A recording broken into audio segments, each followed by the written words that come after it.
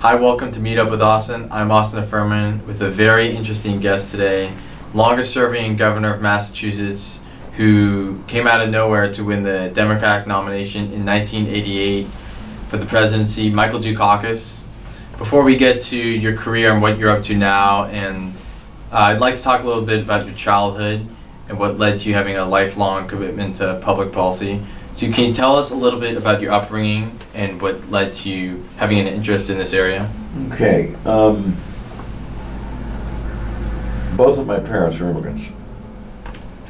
My dad, from a predominantly Greek town in western Turkey, where there were 1.5 million Greeks back in the late 19th, early 20th century.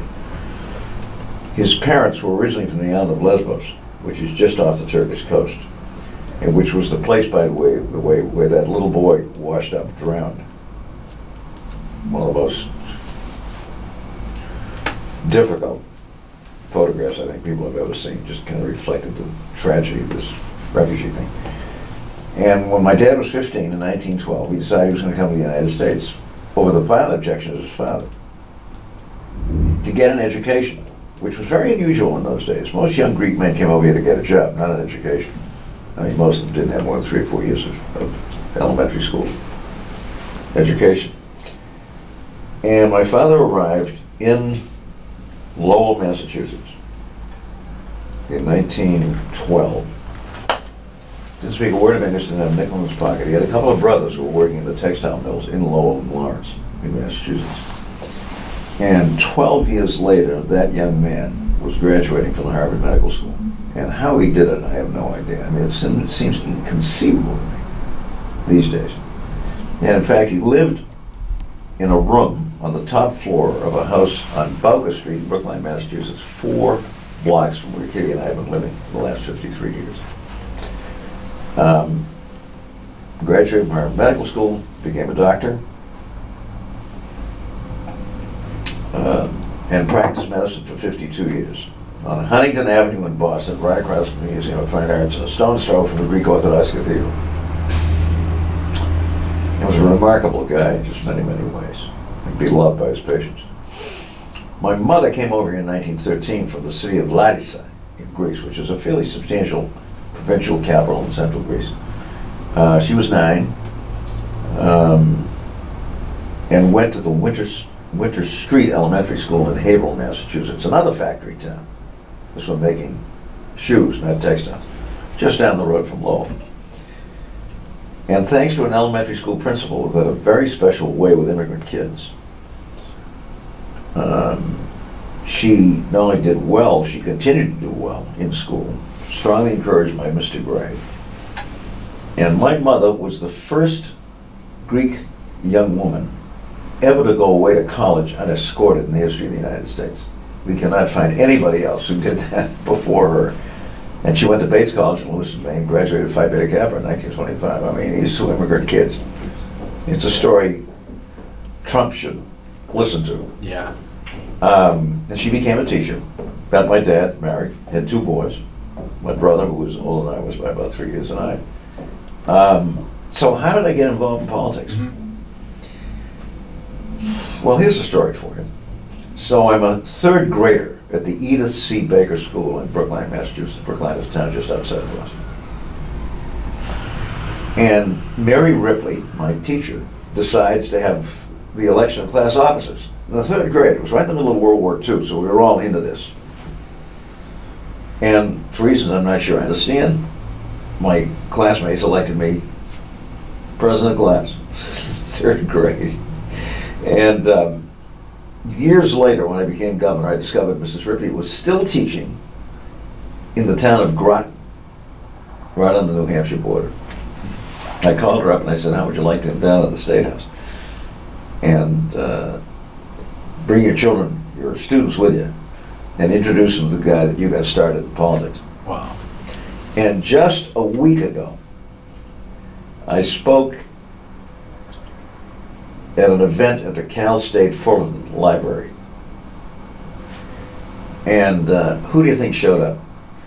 Mrs. Ripley's son. Oh, her son.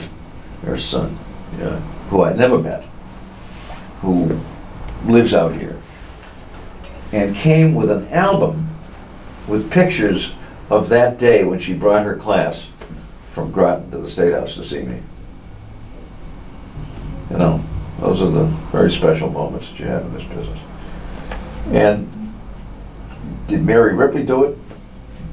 I don't know. Was it my Greek background? You know, every Greek kid learns early that democracy began in Athens. Was it the obvious injustice around me at a time when the United States was racist, it was anti-Semitic, we had terrible poverty in our cities, back when America was great, right? No, America was not great in those days. And for whatever reason, I got interested. And then a guy named Joe McCarthy came along, a Republican United States Senator from Wisconsin.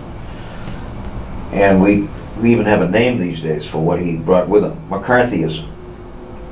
Rabid, anti-communist, accusatory, not unlike Trump in some respects, but worse actually. And I was just appalled by this guy.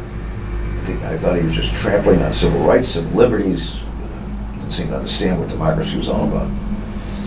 And I went to Swarthmore College outside of Philadelphia. Very active politically. It was kind of a hotbed of anti-McCarthy sentiment. Graduated in 55, was active, quite active politically. Graduated in 55, came back to Boston, and 6 weeks later I was being sworn into the United States Army. We had a draft at the time. And 3 days after I got to Fort Dix, New Jersey, for my first 8 weeks of basic training, I had what passed for a personnel interview, conducted by another draftee who was a personnel specialist. But he's got a file on me. I'm this Greek kid from Boston. Just spent 4 years at Swarthmore College. And he opens it up and he says, so I see you ran a fundraising drive for the American Civil Liberties Union while you were on the Swarthmore campus. I said, yeah, as a matter of fact, I did. And he said, and you were the chairman of the Students for Democratic Action, which was the student wing of the Americans for Democratic Action, which was a liberal democratic organization. I said, yeah. As a matter of fact, I didn't tell him this, but I was succeeded as chairman of the SDA at Swarthmore by a guy named Carl Levin, who just finished serving for 18 years in the United States Senate from Michigan, a great guy. And the interview continued along these lines. This guy had a file on me with every single political activity that I'd ever engaged in at Swarthmore College in the early 50s.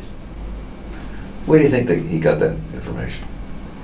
We learned about 10 years later that the FBI had a tap on the Swarthmore switchboard. And in those days, there were no cell phones, and you didn't have phones in the rooms. You had to go through the switchboard. And they were recording every single telephone conversation that went through that place. And as I started popping up as a guy that apparently was interested in politics, they created a file on me. And they must have had millions of these things. If they had one on me, they must have had one on 1,000 people. That was McCarthyism.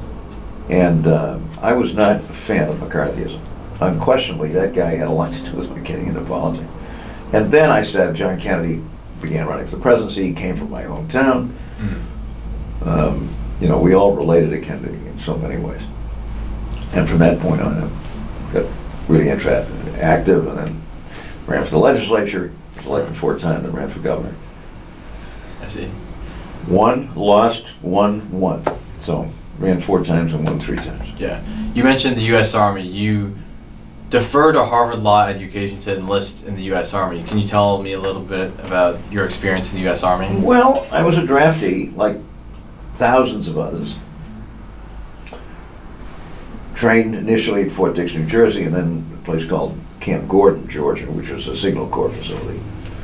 And then was shipped to Korea and to the remnants of a town called Munsan, Korea, which had been wiped out. It was right in the middle of the war zone.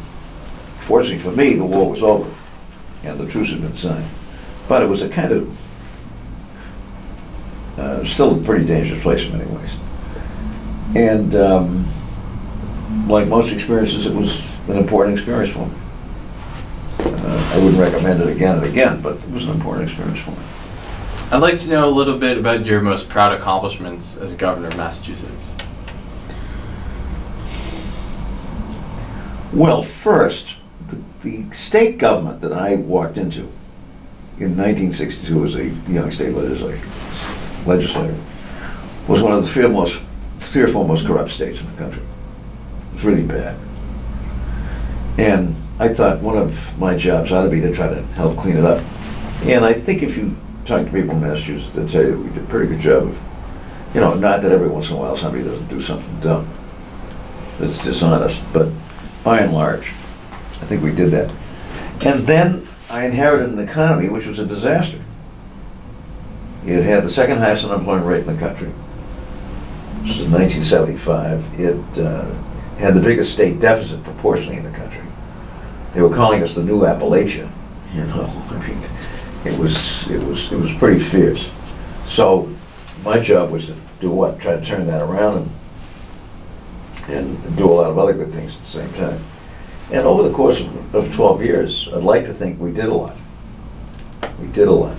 And some slippage, but today Massachusetts is thriving, especially the eastern 2/3 of the state. We still have work to do in the western part of the state and southeastern Massachusetts. And it's the envy of most other states. It's got the best public educational system in the country. And generally is doing exceedingly well. And I'd like to think that I made some contribution to that. Yeah. Fast forwarding a little bit to the 1988 election for president. Right. Would you go back and change, if there could be one thing you go back and change? Two things, if you'll allow me to. Yeah. First, I made a decision, which turned out to be a dumb decision, that I was not going to respond to the Bush attack campaign. There had been an enormous amount of polarization and anger and this kind of stuff under Reagan. And I just thought people were ready for something a lot more positive. And I'm a positive guy. I'm not an attacker. I mean, I'm a guy that likes to get things done and pull good people together and turn them loose on issues and problems. I thought the country was ready for something a lot more positive than what we had had under Reagan, with an enormous amount of polarization. Not unlike today. And it turned out that was just a big mistake. I mean, if the other guy's going to come at you, particularly with stuff that's either inaccurate or oftentimes unfair, your job is to make sure that people understand the truth and to develop a strategy in advance for dealing with it that effectively blunts the attacks and gives you an opportunity to continue to remain positive. And secondly, I had been elected over and over again with very strong precinct-based grassroots organizations, meaning what? A precinct captain and 6 block captains in every single precinct, making personal contact on an ongoing basis with every single voting household. And I spent too much time, as I was thinking about running, talking to people who I thought knew more than I did about winning the presidency, all of whom poo-pooed the idea on a national level of a precinct-based grassroots organization, maybe for city council or something, but not for a big country in this country. They were just dead wrong, and unfortunately I spent too much time listening to them. And we did not do the kind of precinct-based grassroots organizing that we should have done. I see. Looking back on that election, the technology in 1988 compared to 2017 is really different. How would you compare the 24-hour news cycle and Twitter and how things have changed since then? Well, this may sound strange to you, but I'm not sure fundamentally it changes much.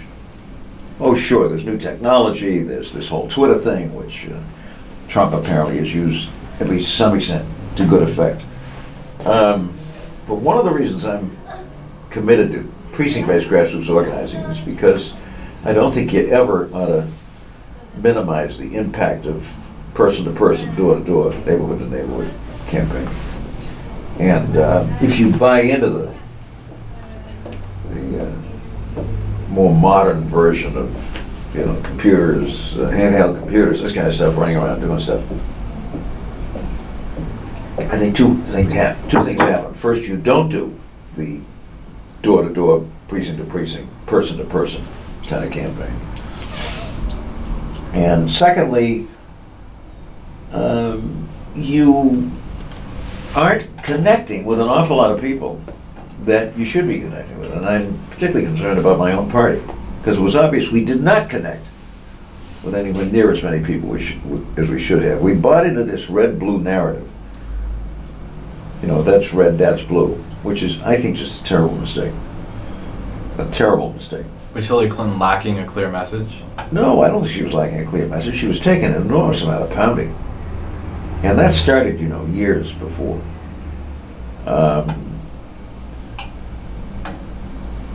All of this email stuff was at least broadly supervised by the State Department.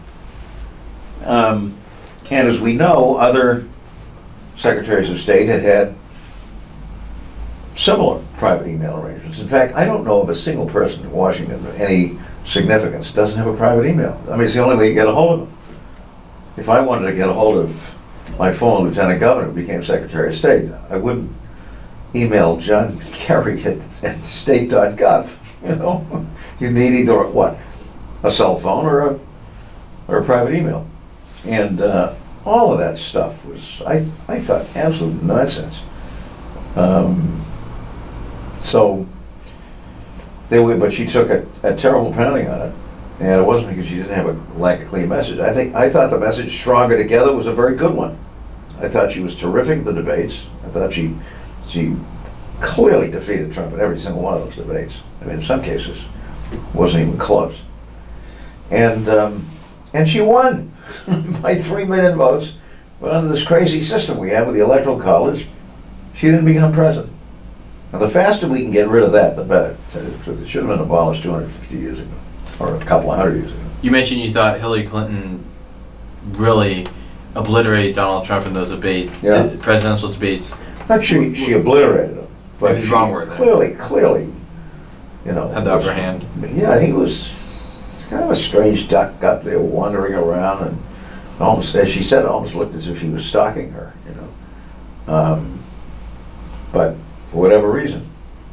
With that in mind, were you surprised that Donald Trump won the presidency? If you had asked me this question on the 12th day before the election, I would have said, yeah, because she had it locked before Comey got up and made those statements. I don't think there's any question about it. And why he did, I don't know. I think he's a pretty decent guy. I don't think it was done for partisan reasons. He was under a lot of pressure from Republican House chairmen to release them. Obviously, he didn't do his homework, didn't know what they were made up of. And as it turned out, the FBI already had these things. This was nothing new. So, the country's in an uproar, it's a week, 10 days, and so forth before the election. And I think it had a profound effect on what happened. With all that's going on in the U.S. right now with protests and Women's March and all this, do you encourage people now more than ever to get involved in politics, especially younger people? All the time. And in fact, what's happened, it's very interesting. I mean, I certainly sense it in my classrooms and talking to students here. What's happened is that her loss has triggered a much greater interest in the political process on the part of young people. A determination to go out there and do something about this kind of situation. And I hope that includes supporting the National Popular Vote campaign, which, as you probably know, is a way of abolishing the Electoral College without necessarily amending the Constitution. And so, you know, I am much encouraged by these young people. I've been teaching now for 26, 27 years, 21 of them here at UCLA.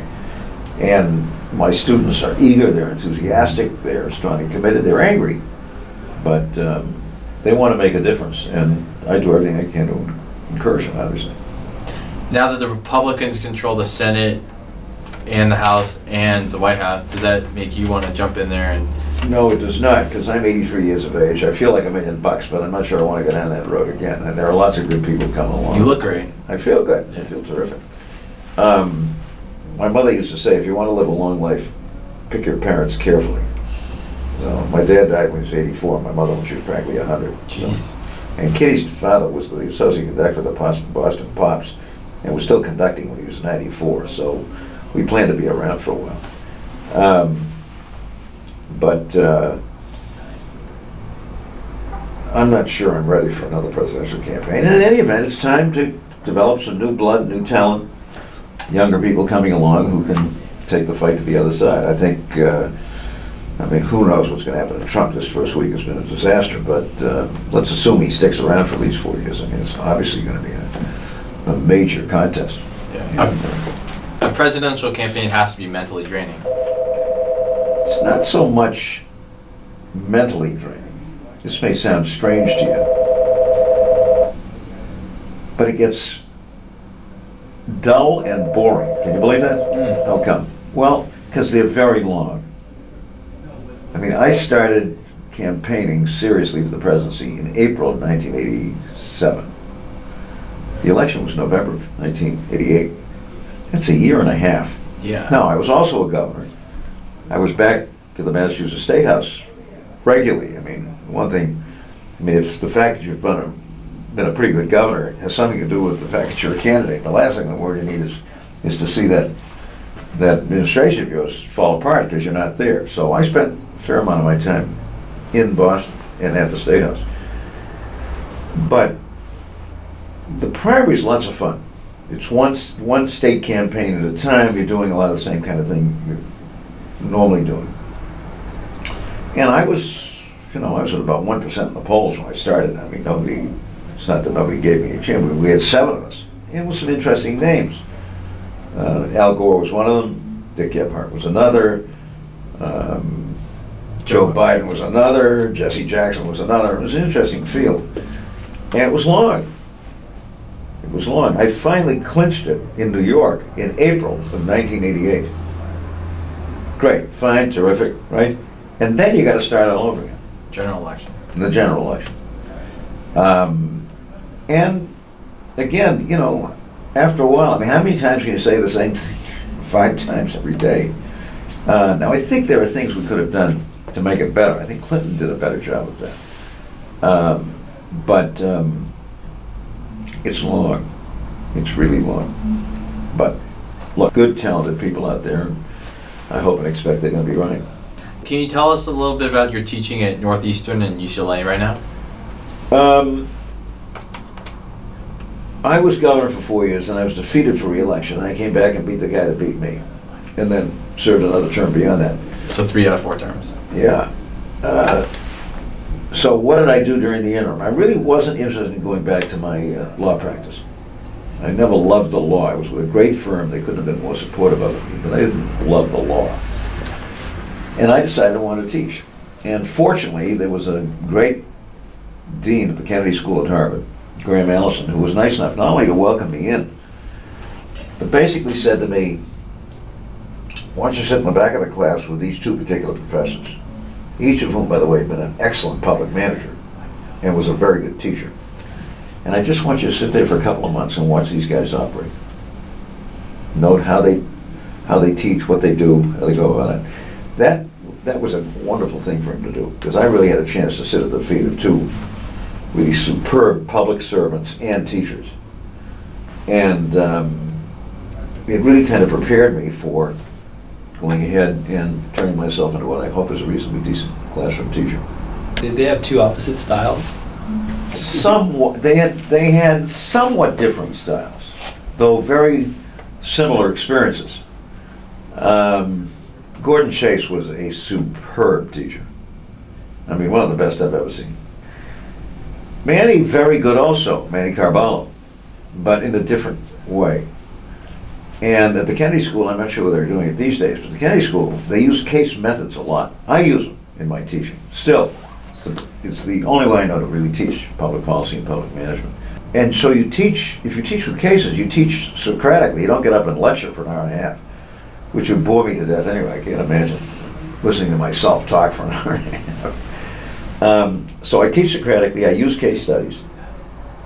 And my students seem to be engaged by that. And I call on people. I mean, this is not Dukakis lecturing, It's a stimulating conversation. Yeah, which makes teaching a lot more interesting and gives you an opportunity to get to know your students early on, which I try to do. So the teaching side of my life has really been terrific. It's best thing I ever did. I mean, best decision I've ever made. And I'm still going at it, and I've been teaching for 26, 27 years. For people that may not know, can you tell us what the Next Generation Initiative is? Well, there are a couple of them. I mean, going by different names. One of them involves a largely Greek American organization, which tries to get young Greek Americans of the next generation deeply and actively involved in public life. And I've been very active with them. And then the other that I'm familiar with is a foundation that my younger daughter is deeply involved in called Too Young to Fail. And I think there's a next generation piece to that. We've learned from research that disadvantaged kids, if given an opportunity to learn early, just to listen to music, to experience sights and sounds and this kind of thing, seem to gain enormously in terms of their ability to learn. So my car is deeply involved in that foundation, and doing what? Trying to bring early education to these youngsters in a way that will help them enormously. What do you do for fun? What do I do for fun? What are some of your hobbies? What are some of my hobbies? Well, I'm married to the best-looking Medicare recipient in America, even though she's just turned 80. And these days we're great walkers. I was a cross-country runner. I ran the Boston Marathon when I was 17 in 1951. It was a record field of 300, if you can believe it. But Kitty and I love walking, and we do a lot of it. We spend a lot of time together.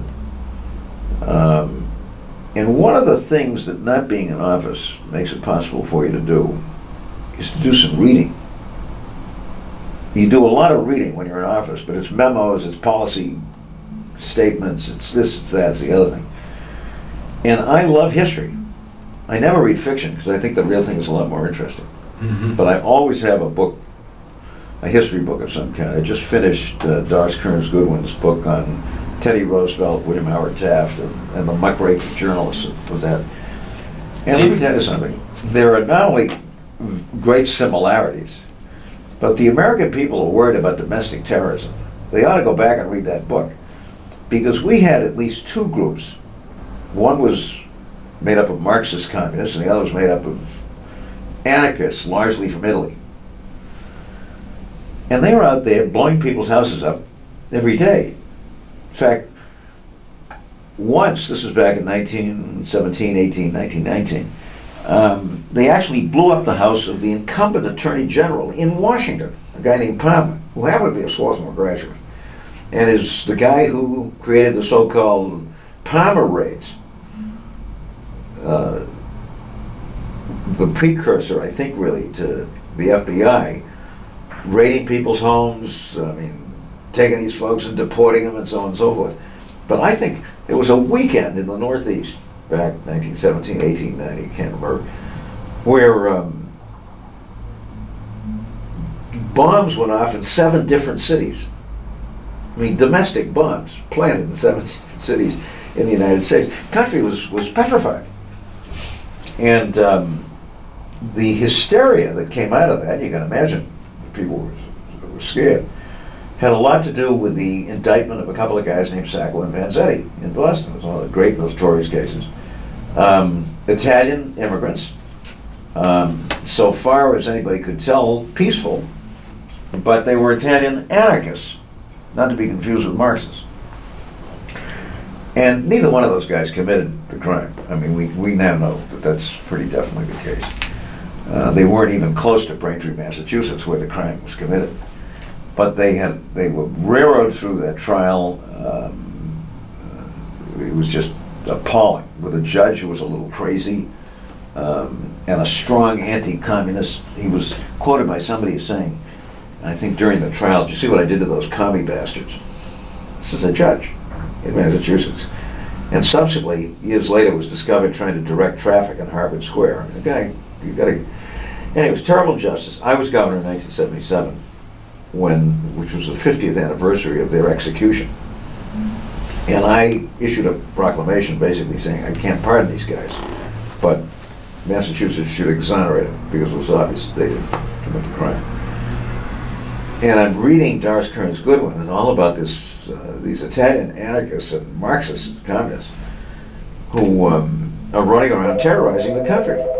I mean, terrorizing the country. This is 1915, 16, 17, 18. And you got this attorney general who's running around going after him. I mean, as unconstitutionally as he possibly can. Well, it's one of the reasons you read history. To remind you that these kinds of things have happened before. Not that it ought to make us any more complacent, but there's something reassuring about the fact that the country is still here, even though this stuff was going on. And boy, was it going on. You read a lot of books. Are you a David McCullough fan? I'm a David McCullough fan. Huge. Where do you see yourself in the next 5 to 10 years? Well, I think I'll continue to do teaching until somebody taps me on the shoulder and says, Dukakis, you're losing it. I love teaching. I love working with young people, and love the opportunity it gives a guy like me to share, whatever I know about things. 2 of my former UCLA students are now committee chairs in the California Assembly, and I'm very proud of them. One of them, Jimmy Gomez, is running for Congress. He was a student of mine here. Jeez. And I've got hundreds and hundreds of former students now that are out there doing all kinds of great work. My student assistant a few years ago here in the graduate program is now the mayor of Riverside, California. And Rusty Bailey is doing a terrific job in Riverside.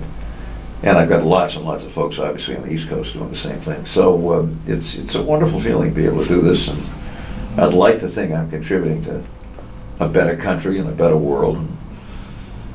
And I'd like to think that those of us who are teaching, especially these kinds of subjects, are doing that. Think so, and it's great fun to do it. To wrap up Meet Up with Austin, I'd like to ask Michael Dukakis what your thoughts are on politics today. I don't think fundamentally, this may sound strange to people, I don't think fundamentally it's changed that much. Nor do I think that the best way to get elected has changed. It's a precinct captain and 6 block captains making personal contact on an ongoing basis with every single voting household. And I'm serious. It's the way I got elected and re-elected. Sadly, I didn't do it during the presidential campaign, a big mistake. And it took Barack Obama not once but twice to prove without any doubt that precinct-based grassroots organizing works. But you got to do it. I mean, you've got to do it. You can't kind of just knock on the door of only the people that are registered Democrats and voted in the last 4 elections. That is not what I'm talking about. I'm talking about every single precinct, every single voter. And believe me, it works. Because I gave this little speech to Elizabeth Warren back when she was just starting to run and had never run for elective office, and she's sitting there taking notes. I was very impressed. And Kitty and I are sitting there getting to beat her, and also, there are 2,157 precincts in the Commonwealth of Massachusetts. You've got to go out and get 2,157 precinct captains, each of whom recruit 6 block captains and neighborhood captains. Their job is to go out there and make personal contact with every single voting household. And she did it. So about 5 days before that election, both Boston newspapers published polls, one of which said it was tied, and the other one of which said Brown was ahead, Scott Brown was ahead. She beat him by 9 percentage points. How come? All those folks in the field. All those folks in the field. We went out, knocked on doors for her. So, Definitely different. if it's different, we didn't have Twitter, we didn't have this, we didn't have that. But if you were to come to me and say, look, I'm thinking of running for whatever, the assembly, if you got any advice from me, I would have said, I would say to you, let me give you the speech I gave Elizabeth Warren, and also to Val Patrick, who had never run for elective office, ran for governor of Massachusetts, won by 20 percentage points. 20! Believe me, it works, and too few people are doing it. Alrighty, you heard it Okay? from Michael Dukakis, ladies and gentlemen. Thank you very much. Good to see you. Good to see you Great too. fun. Yep. This is Mike Dukakis, and you're watching Absolute KBEV.